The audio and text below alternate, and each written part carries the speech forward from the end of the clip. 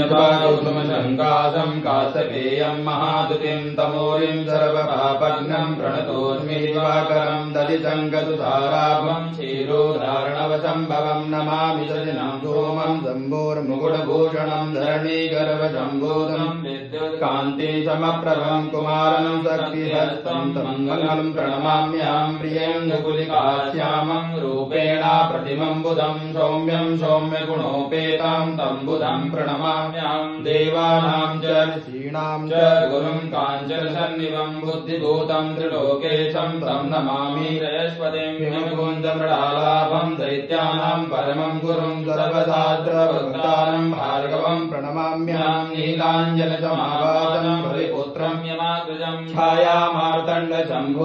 तं नमामि शनैश्चरं मर्दकायं महावीर्यं चन्द्रादित्यविमर्दिनं सिंहिकागर्भसम्भूतं तं राहुं प्रणमाम्यहं पलाशपुष्पसङ्काशं तारकाग्रमस्तकं रौद्रं रौद्रात्मकं घोरं तं केतुं प्रणमाम्यहम्